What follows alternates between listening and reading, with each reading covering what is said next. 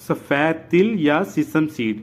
अगर इनको super food कहा जाए तो गलत ना होगा, क्योंकि इनमें calcium, potassium, phosphorus, vitamin A, E, vitamin B complex, manganese, magnesium, fibres, protein और जिंक भरपूर मिकदार में मौजूद होता है।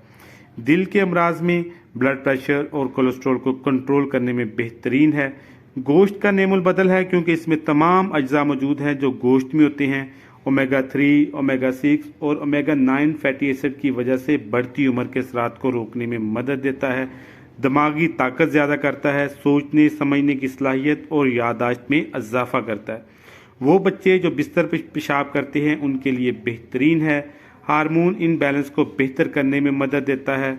जोड़ों और हड्डियों की दर्द में बेहतरीन है।